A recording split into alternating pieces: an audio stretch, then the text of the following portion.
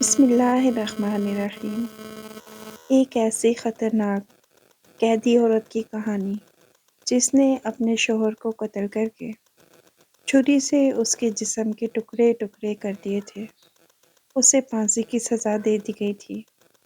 جب اس ملزمہ سے آخری خواہش پوچھی گئی تو اس نے اپنی آخری خواہش ایسی بتائی کہ جج کے چھکے چھوٹ گئے، کیونکہ اس نے کہا کہ ہلکے گلابی رنگ کا جوڑا خون کے چھینٹوں سے بھرا ہوا تھا، دونوں ہاتھ خون سے بھرے ہوئے تھے۔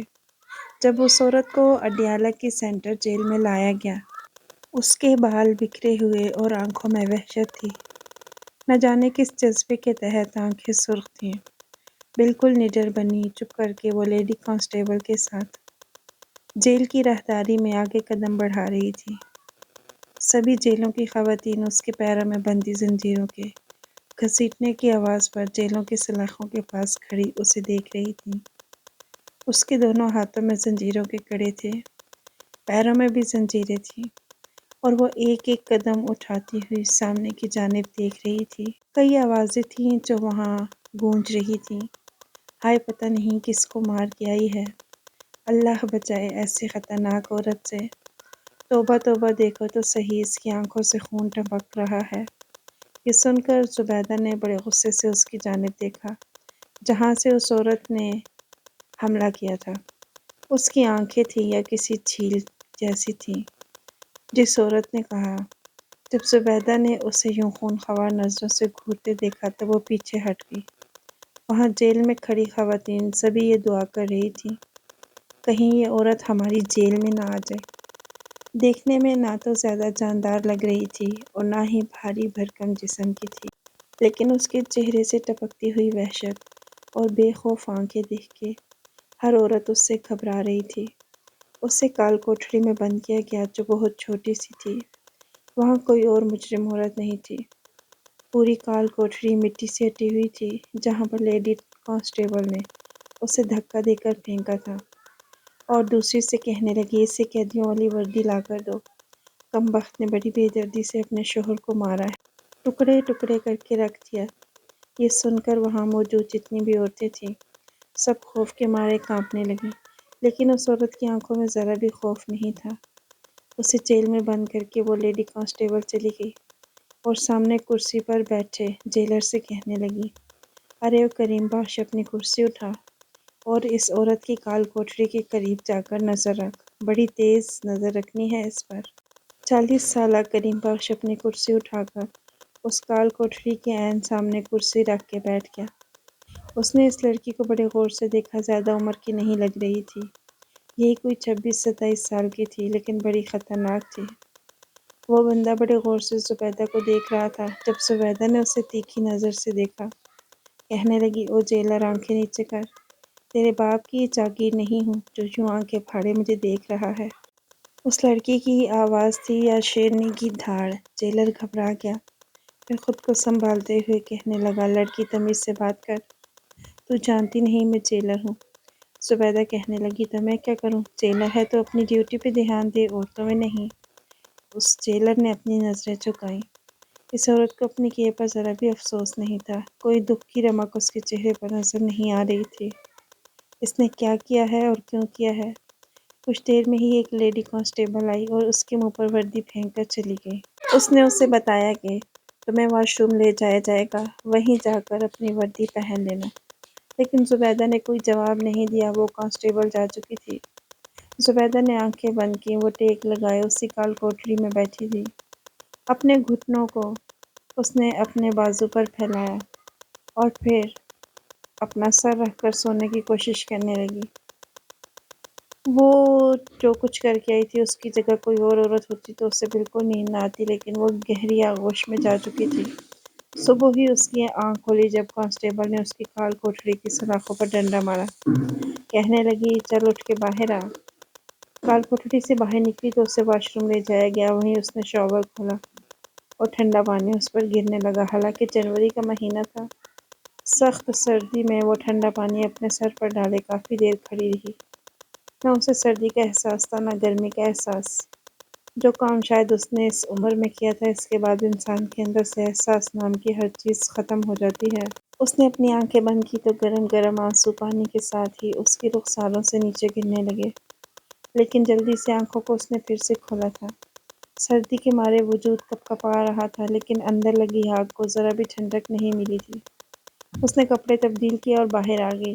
لیڈی کانسٹیبل اسے دوبارہ سے زنجیریں پہنا کر اسی کال کوٹری میں لے گئی اور جیلر سے کہا کہ اس پہ سخت نظر رکھنا۔ جیلر نے دوبارہ زبیدہ کو غور سے دیکھنے کی غلطی نہیں کی تھی۔ اندر ہی اندر وہ تھوڑا گھبرا رہا تھا، جانتا تھا کہ سیدھی پھانسی کی سزا ملے گی۔ جیسے ہی جیلر نے اپنی جیب سے سگریٹ نکالا، زبیدہ اسی کو دیکھ رہی تھی۔ کہنے لگی، "او ادھر آ، بات سن۔" جیلر ماتھے پر بل ڈالے کہنے لگا، "جو کہنا ہے یہیں سے کہہ دو۔" وہ کہنے لگی، "کیا ہوا؟ تجھے مجھ سے ڈر لگ رہا ہے کہ تو میرے پاس آئے گا؟ میں تیرا گریبان پکڑوں گی اور سلاخوں کے بیچ ہی تیرا گلا گھونٹ کر تجھے مار ڈالوں گی۔" یہ کہتے ہوئے وہ دانت یوں کچکچا رہی تھی جیسا ایسے ہی کرے گی۔ جیلر کچھ گھبرایا، پھر کہنے لگا، "نہیں، میں کیوں ڈرنے لگا؟ میں نے تو بڑی بڑی مجرم عورتیں دیکھی ہیں، تو کیا چیز ہے؟ جب تو ریمانڈ روم میں جائے گی نا، تو تیری ساری اکڑ نکل جائے گی۔" وہ کہنے لگی، "زبیدہ پر ہاتھ اٹھانے والی کا انجام تو شاید تو دیکھ چکا ہے۔ زبیدہ اپنے اوپر ہاتھ اٹھانے کی اجازت کسی کو نہیں دیتی۔ اب ادھر آ، کچھ نہیں کہوں گی تجھے۔" لیکن جیلر وہیں بیٹھا رہا۔ زبیدہ کہنے لگی، "کیا ڈر لگ رہا ہے؟ ایک کڑیل جوان مرد ہو کے مجھ سے ڈرتے ہو؟" جیلر کو کچھ حیرت آئی، کہنے لگا، "نہیں، میں کیوں ڈرنے لگا؟" پھر اس کے پاس کیا؟ زبیدہ نے سلاخوں کے بیچ سے اپنا ہاتھ نکالا تو وہ 2 قدم پیچھے ہٹا۔ کہنے لگی، "مجھے ایک بیڑی دے، بہت دن ہو گئے میں نے سگریٹ نہیں پیا۔" کریم بخش نے اسے حیرت سے دیکھا۔ "عورت ہو کے سگریٹ پیتی ہو؟" وہ کہنے لگی، "ہاں۔" کریم بخش نے اس کے ہاتھ میں بیڑی پکڑا دی، پھر کہنے لگی، "ماچس سے جلا اسے۔" اس نے بیڑی منہ میں لی اور گہرا سانس لیا۔ وہ دھوئیں کا مرحلہ سامنے کھڑے جیلر کریم بخش کے منہ پر پھینکا۔ کریم بخش 2 قدم پیچھے ہوا اور کہنے لگا، "توبہ ہے، اپنی پوری زندگی ایسی عورت نہیں دیکھی۔" وہ کہنے لگی، "دیکھے گا بھی نہیں، مجھ جیسی صدیوں میں پیدا ہوتی ہے۔" یہ کہہ کر وہ نیچے بیٹھ گئی، بیڑی پینے لگی۔ جیلر واپس جا کر اپنی کرسی پر بیٹھ گیا اور چور نظروں سے اسے دیکھنے لگا۔ وہ دیکھنے میں اتنی طاقتور نہیں لگتی تھی، لیکن اس کا لہجہ ایسا تھا کہ دوسرے کے دل کو دھڑکا کے رکھ دے۔ عورتوں جیسا کچھ بھی نہیں تھا اس میں، نہ بیٹھنے کا انداز، نہ بات کرنے کا انداز۔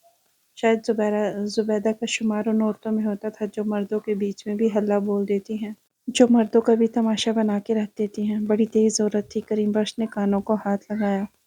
جس کوٹری میں زبیدہ کو بند کیا گیا تھا، کونے میں پانی کا ایک مٹکا موجود تھا۔ جیسے ہی ظہر کی اذان ہوئی، اس نے مٹکے سے پانی نکالا اور وہیں کونے میں وضو کرنے لگی۔ یہ دیکھ کر کریم بخش کو زوردار جھٹکا لگا۔ ایسی بدزبان عورت شوہر کی قاتلہ اللہ کے حضور سجدہ ریز بھی ہو سکتی تھی۔ پھر کریم بخش نے گہری سانس لی اور سوچا، اپنے انجام سے واقف ہوگی، پتہ ہی ہوگا کہ مرنا ہے، اس لیے تھوڑی توبہ ہی کر لے۔ اس نے وضو کیا اور کہنے لگی، "قبلہ کس طرف ہے؟" کریم بخش نے ایک طرف اشارہ کیا۔ اس نے نماز شروع کر دی۔ چاہے نماز نہیں تھا، بس اپنا رخ قبلہ رخ کیا اور نیت باندھ لی۔ لیکن جیسے ہی نماز کے بعد اس نے سجدہ کیا اور نیت باندھی تو سجدے میں گئی تو پھوٹ پھوٹ کر رونے لگی۔ کریم بخش کے لیے یہ حیرت کن بات تھی، اتنی بہادر نظر آنے والی یہ عورت سجدے میں رو رہی تھی۔ پھر سوچا، شاید موت کا خوف بڑے بڑے بہادروں کو بھی سجدے میں رونے پر مجبور کر دیتا ہے۔ بہرحال اس کے کیس کی سنوائی 2 دن بعد تھی، لیکن سب جانتے تھے کہ کیا فیصلہ سنایا جائے گا۔ جیسے ہی اس نے دعا مانگنے کے بعد دیوار سے ٹیک لگائی تو کریم بخش نے پوچھا، "اے لڑکی، کیا تجھے موت سے ڈر لگتا ہے؟ اگر ایسا ہی ہے تو اتنا بڑا جرم کیوں کیا؟"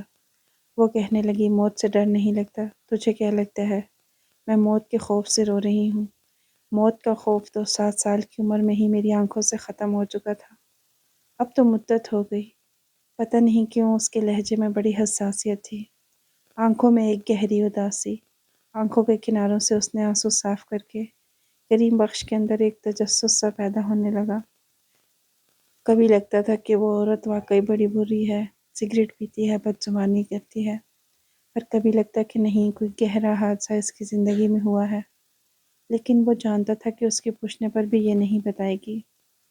جہاں کریم بخش کی کرسی تھی وہاں کوئی دوسری جیل نہیں تھی۔ یہ راہداری کا آخری حصہ تھا۔ کچھ دیر بعد کھانا بٹنے لگا، تمام عورتوں کی جیلیں کھول دی گئیں اور نگرانی میں انہیں کسی جگہ لے جایا گیا جہاں عورتوں کو کھانا کھلایا جاتا تھا۔ لیکن زبیدہ کی کال کوٹری کو نہیں کھولا گیا تھا، بلکہ پتلی دال اور سوکھی ٹھنڈی تندور کی ایک روٹی جیلر کو پکڑا دی گئی کہ جیلر تندور کی روٹی زبیدہ کو دے دے۔ اس نے جیل کی سلاخوں سے ہی دال کا پیالہ اندر دیا اور ساتھ ہی ایک سوکھی روٹی زبیدہ کو دی۔ وہ اسے دال میں ڈبو کر کھانے لگی۔ پھر کہا، چند دن کی مہمان ہوں تم لوگوں کی، کھانا تو اچھا کھلاؤ۔ جیلر کہنے لگا، بڑا اچھا کارنامہ انجام دیا ہے جو تمہیں مرغ مسلم کھلائے۔ پھر کہنے لگا، اچھا یہ بتاؤ اپنے شوہر کو کیوں مارا؟ یہ ایک ایسا سوال تھا جو کب سے جیلر کے دماغ میں تھا۔ وہ چاہتا تھا کہ سچ جانے، آخر سچ کیا ہے۔ زبیدہ کہنے لگی، بس دل چاہ رہا تھا اس لیے مار دیا۔ پھر کھانا کھا لینے کے بعد اس نے پانی پیا، الحمدللہ پڑھا اور آنکھیں بند کر کے سونے کی کوشش کرنے لگی۔ بڑے غور سے کریم بخش اس کا چہرہ دیکھ رہا تھا۔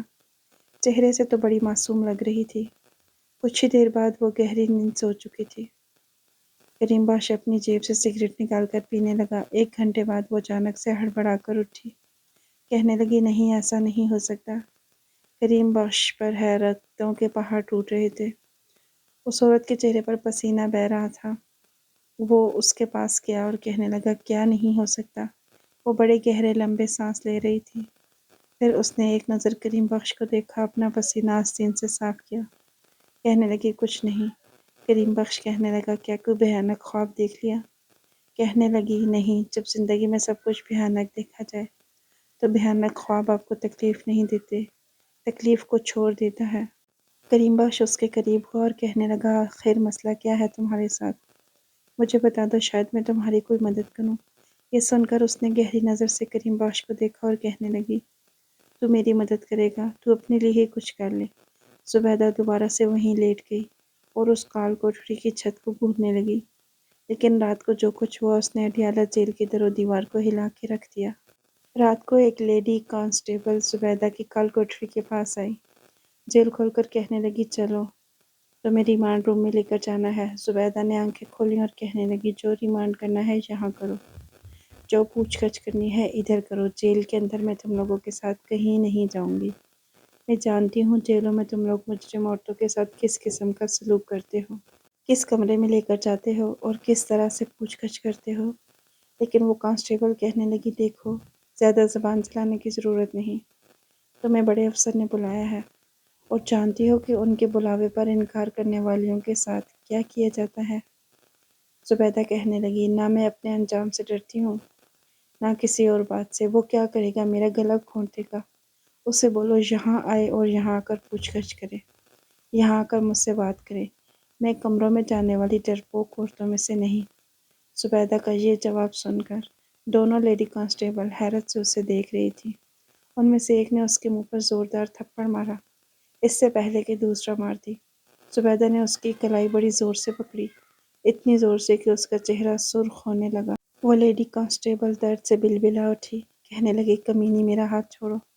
دیکھنے میں ہی کمزور سی لگتی ہو، لیکن تم میں جان بہت ہے۔ جھٹکے سے زبیدہ نے اس کانسٹیبل کا ہاتھ چھوڑا۔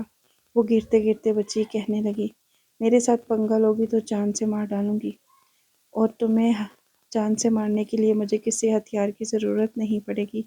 میرے ہاتھوں میں بہت دم ہے۔ اس کے بعد وہ دونوں کانسٹیبل وہاں سے چلی گئی۔ کچھ دیر بعد آفیسر بڑے غصے سے زبیدہ کی کال کوٹری میں آیا تھا۔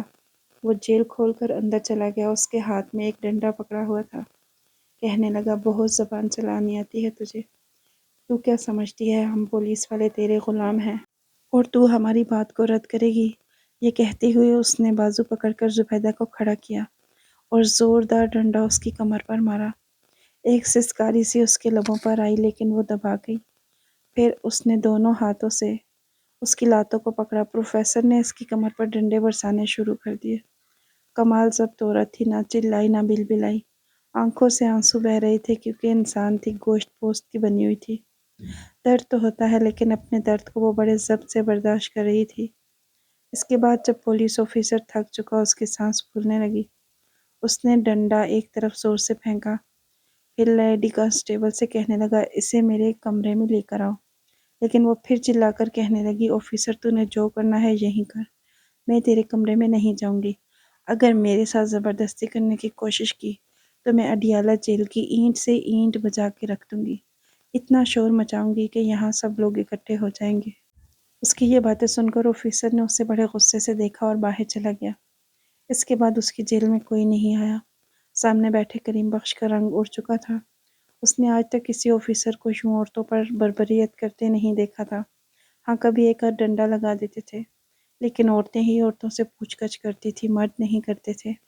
ہاں، یہ الگ بات ہے کہ جیل میں قید عورتوں کو یہاں کے آفیسرز کے پاس جانا پڑتا تھا، راتیں گزارنی پڑتی تھی، لیکن زبیدہ نے ایسا نہیں کیا۔ شاید اسی لیے اپنی کمر کو داغدار کروا بیٹھی، آنکھوں میں آنسو تھے۔ کچھ دیر اس نے سلاخوں کو پکڑا، گہرے گہرے سانس لیتی رہی، اپنا بگڑا ہوا تنفس اعتدال پر لاتی رہی۔ پھر سامنے بیٹھے کریم بخش کی اڑی ہوئی رنگت اور حیرت سے کھلا منہ دیکھ کر کہنے لگی، لا مجھے سگریٹ دے، مجھے سگریٹ پینی ہے۔ یہ سن کر جیلر بڑا پریشان ہوا، اس نے سگریٹ جلا کر اسے پکڑا دی۔ اب وہ لمبے لمبے کش لے رہی تھی، دھواں اڑا رہی تھی۔ پھر سگریٹ کو زمین پر رکھ کر اپنے پاؤں سے مسل دیا۔ جلتے ہوئے سگریٹ کو اس نے اپنے پاؤں سے بجھایا تھا، پھر وہیں دیوار کے ساتھ ٹیک لگا کر بیٹھ گئی۔ بیٹھتے ہوئے ایک چیخ اس کے منہ سے برآمد ہوئی تھی، لیکن پھر دبا گئی۔ اگلے روز اس کی پیشی تھی۔ صبح صبح اسے لے جایا گیا تھا اور کمرہ عدالت میں وہ کٹہرے میں کھڑی تھی۔ جج نے پوچھا، کیا تم نے اپنے شوہر کرم دین کا قتل کیا ہے؟ وہ کہنے لگی، ہاں میں نے کیا، میں نے اسے مار دیا اور مجھے کوئی افسوس نہیں۔ جج نے اس کا بے باک انداز دیکھا تو ماتھے پر بل ڈالے، پھر کہنے لگا، تم جانتی ہو اس کی سزا کیا ہے؟ کہنے لگی، ہاں پتہ ہے، پھانسی کا تختہ۔ جج نے گہری سانس لی اور کہنے لگا، کوئی آخری خواہش ہے تو بتاؤ۔ وہ کہنے لگی، مجھے اپنے شوہر کی قبر پر جانا ہے، فاتحہ پڑھنی ہے۔ جج حیران ہوا، کہنے لگا، اپنے شوہر کو تم نے خود ہی قتل کیا اور اب اس کی قبر پر کیوں جانا چاہتی ہو؟ کہنے لگی، فاتحہ پڑھنی ہے، واپس آ جاؤں گی۔ آپ نے مجھ سے آخری خواہش پوچھی، اس لیے آپ کو بتا دیا۔ میں چاہتی ہوں کہ میری آخری خواہش کو پورا کیا جائے۔ جج کچھ دیر تو زبیدہ کو حیرت سے دیکھتا رہا، پھر اس نے اجازت دے دی۔ اگلے ہی روز زبیدہ کو کرم دین کی قبر پر لے جایا گیا، جس پہ پھولوں کی پتیاں پڑی تھیں۔ ابھی بھی زبیدہ کے ہاتھوں میں زنجیروں کے کڑے تھے اور پیروں میں بھی زنجیریں تھیں۔ وہ چلتے ہوئے کرم دین کی قبر پر آئی، بڑی نفرت سے اس کی قبر کی طرف دیکھا، پھر وہاں بیٹھ گئی۔ دونوں ہاتھ پھیلا کر کہنے لگی، جو کچھ تم نے میرے ساتھ کیا اس کے مقابلے میں وہ بہت کم ہے جو میں نے تیرے ساتھ کیا۔ باقی کا حساب قیامت والے دن پورا کروں گی، میں تجھے بخشوں گی نہیں۔ پھر اس نے کرم دین کی قبر پر تھوکا اور کھڑی ہو گئی۔ پولیس والے حیران تھے کہ آخر اس کے شوہر نے اس کے ساتھ ایسا بھی کیا کیا۔ پھر اسے واپس جیل میں کال کوٹری میں بند کر دیا گیا، لیکن یہ خبر جیلر تک پہنچ گئی تھی کہ زبیدہ نے اپنے شوہر کی قبر پر جا کر کیا کیا تھا۔ سامنے کریم بخش بیٹھا تھا، چلتے ہوئے اس کے پاس آ گیا، اس کی سلاخوں کے پاس وہیں بیٹھ گیا، کہنے لگا، میں نے آج تک تمہارے جیسی عورت نہیں دیکھی۔ زبیدہ نے اس کی بات سن کر اس کی طرف دیکھا، کہنے لگی، مجھے بڑا تجسس ہے یہ جاننے کا کہ آخر تمہارے شوہر نے ایسا کیا کیا تھا کہ تم نے اس کا قتل کر دیا، بلکہ اس کے ٹکڑے ٹکڑے کر دیے۔ دیکھو، زندگی سب کو پیاری ہوتی ہے، دنیا میں انسان آتا ہی جینے کے لیے ہے۔ وہ کہنے لگی، میں 7 سال کی عمر میں ہی مر گئی تھی، اب تو زندہ لاش ہوں جسے بس تختہ دار پہ لٹکایا جائے گا۔ یہ کہتے ہوئے اس کی آنکھوں سے آنسو بہہ رہے تھے۔ وہ کریم بخش کو دیکھنے لگی۔ کریم بخش کہنے لگا، اگر تم مجھے اپنا بھائی سمجھو تو بتا دو، شاید میں تمہاری کوئی مدد کر سکوں۔ وہ کہنے لگی، تم میری کوئی مدد نہیں کر سکتے، ہاں میں تمہیں بتا دیتی ہوں کہ میں نے اپنے شوہر کو کیوں مارا تھا۔ میں 7 سال کی تھی جب یتیم ہو گئی۔ میرے چچا چچی مجھے اپنے ساتھ لے گئے۔ میرے باپ کا بہت بڑا سا گھر تھا جس میں عیش سے رہتی تھی۔ میں اپنے والدین کی اکلوتی بیٹی تھی، لیکن ان کی حادثاتی موت کے بعد میرے چچا نے میرے باپ کا گھر بیچ دیا، سارے پیسے وغیرہ خود لے لیے۔ میری چچی مجھے نوکرانی بنا کر رکھتی۔ میں صرف 7 سال کی بچی تھی، لیکن گھر کا جھاڑو، پوچھا، برتن سب مجھ سے کروایا جاتا۔ کبھی مجھ سے کوئی کام غلط ہو جاتا تو جلتا ہوا انگارہ میرے ہاتھ پر رکھتے تھے۔ اس نے اپنی ہتھیلی کریم بخش کو دکھائی جس پہ گہرے زخم تھے۔ انہیں دیکھ کر وہ کانپ گیا، کہنے لگی، یہ زخم اس نے کبھی بھرنے نہیں دیا۔ میں 15 سال کی ہوئی تو میں نے بدزبانی شروع کر دی۔ میری چچی مجھے مارنے کے لیے اپنا ہاتھ آگے کرتی تو میں اس کا ہاتھ مروڑ کے رکھتی تھی۔ جب اس نے یہ دیکھا تو میرے چچا سے میری شکایت کی۔ چچا نے اس وقت مجھے ڈنڈے سے بہت مارا، لیکن میں روئی نہیں۔ ایک بار تو میں نے چچا کا ڈنڈا پکڑ کر اسی ڈنڈے سے اسے مارنا شروع کر دیا۔ جب چچی نے یہ دیکھا کہ میں آپے سے باہر ہو گئی اور لڑنے لگی تو زبردستی چچا چچی نے ایک بوڑھے شخص سے میری شادی کروا دی، جس کی پہلے سے بیوی تھی اور مجھ سے بڑی بیٹیاں تھیں، لیکن وہ بہت جاندار بوڑھا تھا۔ یہی کوئی 50 سال کا ہوگا، لیکن ہٹا کٹا تھا۔ اس نے شادی کی رات ہی مجھے بتا دیا کہ وہ کتنا جاندار ہے۔ اس نے مجھ پر شادی کی رات ہی تشدد کرنا شروع کیا۔ اس نے میری چٹیاں پکڑ کر میرا سر دیوار سے زور سے مارا۔ میرے سر سے خون نکلنے لگا۔ کہنے لگا، جو حرکتیں تو نے اپنے چچا چچی کے ساتھ کی، اگر یہاں کی تو دیکھو میں کیسے تیری ٹانگیں توڑتا ہوں۔ اگر وہ مجھ سے پیار کے ساتھ رہتا تو شاید میں اس بوڑھے کے ساتھ گزارا کر لیتی، لیکن پیار تو میری قسمت سے 7 سال کی عمر میں ہی ختم ہو گیا تھا۔ وہ اپنی پہلی بیوی کو کچھ نہیں کہتا تھا، صرف مجھے مارتا تھا۔ کہتا تھا، تو بد کردار ہے، تیرا مردوں کے ساتھ تعلق ہے۔ بد کردار کہہ کر اس نے میری زبان کھلوائی۔ میں اس کے ساتھ بدزبانی کرنے لگی، اس کا ہاتھ پکڑنے کی کوشش کرتی، لیکن بوڑھا بڑا جاندار تھا۔ ایک بار اس نے اپنے بازو سے میرا گلا دبایا، مجھے دیوار کے ساتھ لگا کر بازو میرے گلے پہ رکھ کے کہنے لگا، اگر میرے سامنے زبان چلائی تو تجھے چھوڑوں گا نہیں۔ پھر اس نے بہت سے کوئلے آگ میں دہکائے اور میرے اوپر اچھال دیے۔ میں تڑپ کر رہ گئی، میرے پورے جسم پر زخم ہو چکے تھے۔ میری ہتھیلی پر اپنے جوتے کی ایڑی رکھتا اور زور سے دبا دیتا۔ میں چیختی تو کہتا، تیرا گلا گھونٹ دوں گا۔ وہ انسان نہیں تھا، جانور تھا۔ میں اس کے ظلموں کو سہتی سہتی 26-27 سال کی ہو گئی، لیکن اس کے ظلموں کی کوئی انتہا نہیں تھی۔ مجھے کمرے میں بند کر دیتا تھا، باہر سے تالا لگا دیتا، پورا دن مجھے بھوکا رکھتا، صرف رات کو کھانا دیتا۔ میں جانوروں کی طرح کھاتی، پیٹ بھرتی، کیسے بھرتی۔ چند سال بعد میں امید سے ہو گئی۔ جب اسے پتہ چلا تو اس نے میرے پیٹ پر لاتیں مارنا شروع کر دی، یہاں تک کہ بچے کو بھی مار ڈالا۔ تب مجھے اس پر بہت غصہ آیا، میں نے اس پر حملہ کر دیا۔ اس کا گلا گھونٹنے لگی، لیکن محلے والوں نے آ کر اسے بچا لیا۔ وہ مجھے کمرے میں بند رکھتا تھا، کہتا تھا کہ یہ پاگل ہے۔ ایک رات اس نے چند مردوں کو میرے کمرے میں بھیجا جو غلط ارادہ رکھتے تھے۔ اس وقت مجھ سے برداشت نہیں ہوا، میرے ہاتھ میں ایک لوہے کا گلدان آ گیا۔ میں نے وہ پکڑ کر ان مردوں کے سروں کو مار مار کر زخمی کر دیا۔ الٹے پاؤں وہ میرے کمرے سے باہر نکلے تھے۔ اس وقت کرم دین کی بیوی اور بچیاں اپنے ننیال گئی تھیں۔ کرم دین گھر میں اکیلا تھا۔ میں نے کمرے سے نکل کر کچن سے تیز دھار چاقو لیا اور کرم دین کے کمرے میں گئی۔ اسے لگ رہا تھا کہ وہ مرد میری آبرو ریزی کر رہے ہیں، وہ مجھے سزائیں دینا چاہتا تھا، لیکن جب میں اس کے کمرے میں گئی اس نے دیکھا تو حیران رہ گیا۔ اس سے پہلے کہ وہ اپنا بچاؤ کرتا میں نے اس کے پیٹ پر کئی وار کر دیے، پھر بھی میرا غصہ ختم نہیں ہوا۔ پچھلے 12 سال سے میں اس کے ظلم اور زیادتیاں برداشت کر رہی تھی۔ میں نے اسی تیز دھار چاقو سے اس کے جسم کے حصوں کو کاٹنا شروع کر دیا۔ جب میں اسے مار مار کے زخم دے دے کے تھک گئی تو میں نے اپنے آپ کو پولیس کے حوالے کر دیا۔ وہ بوڑھا تو میرے تیسرے وار پر ہی مر چکا تھا، لیکن میں نے اپنا سارا غصہ اس پر نکال دیا، اس کے مردہ وجود پر نکال دیا، لیکن ابھی بھی میرے اندر کی لگی آگ ٹھنڈی نہیں ہوتی۔ پتہ نہیں مرد اپنی مردانگی عورت پر ہاتھ اٹھا کر ظلم و زیادتی کر کے ہی کیوں جتاتا ہے۔ میں نے ایک بار یہ حدیث مبارکہ سنی تھی کہ رحمت للعالمین حضرت محمد صلی اللہ علیہ وسلم نے فرمایا تھا، تم میں سے بہترین شخص وہ ہے جو اپنے اہل و عیال کے معاملے میں بہتر ہو، اور میں اپنے اہل و عیال کے معاملے میں تم سب سے بہتر ہوں۔ تو پھر ایسے لوگ جو عورتوں کے جسم کو جلائیں، زخم لگائیں، انہیں جینے کا حق نہیں۔ میں جانتی تھی کہ میری آواز کوئی نہیں سنے گا، مجھے کوئی انصاف نہیں دلائے گا، اس لیے میں نے خود اپنا بدلہ لے لیا۔ اس کی بات سن کر کریم بخش کی آنکھیں برسنے لگیں۔ چند روز بعد زبیدہ کو پھانسی ہو گئی، لیکن پوچھنا یہ ہے کیا زبیدہ نے ٹھیک کیا؟ اگر وہ یہ نہ کرتی تو عدالت سے اس کو انصاف ملتا یا نہیں؟ کمنٹ باکس میں اپنی قیمتی رائے کا اظہار ضرور کیجیے گا۔ اگلی ویڈیو تک کے لیے اللہ حافظ۔